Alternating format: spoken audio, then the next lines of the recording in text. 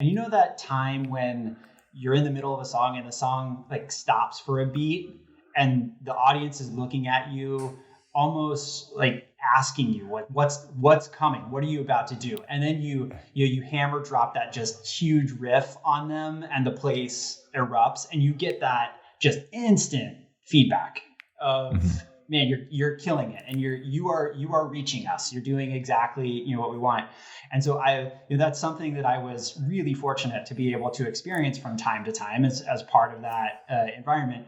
And now I'm in a boardroom with a group of professionals, executives, and I'm giving you sort of early presentations, and you build these things up in your mind. You try just as hard to write that deck and get that message across as you do putting that riff together. And you sit down at the table, you've got your button-up shirt on and everything. Everybody's around you. Somebody introduces your topic, the table stops, looks at you in that same kind of way, and you give sort of this stunted, stuttery, I'm nervous, I'm not confident, you stumble over this thing, and the table does not get up and start circle pitting, off of the riff you just dropped about, what's happening with headcount in the company or something like that, right? And so on the one hand, you both have to get used to the fact that you don't get the same response in every environment, right? Yeah. But at the same time, I don't think I could have had the confidence to get through those types of presentations and to learn and to say, hey, I didn't get the reaction I wanted.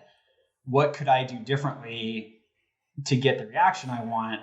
If I didn't have that experience being on stage in front of hundreds of people, doing something I loved, getting a great reaction and getting that support. I mean, in high school, I was the kid who, I'd have my little speech and I'd have it down. I'd be super confident. I've got this. I rehearsed it a dozen times. I know exactly what I'm going to say, how I'm going to say it. I'm going to nail this.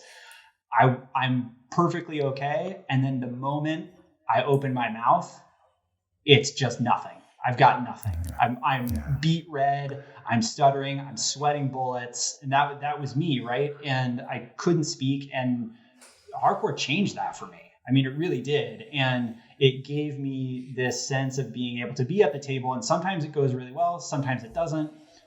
That doesn't really matter what happens in the moment. What happens is, how do you take that feedback that you got, whether it was overwhelming, underwhelming, and reconfigure what you're going to do for next time so that, you do get that. Yeah. And dude, when you said that like pause where it's the riff, I instantly thought of My Pledge, that intro, like da na na na na na na na na. No, exactly. And you're holding the guitar up and you're just looking around like, who's going to bring it? Totally, man.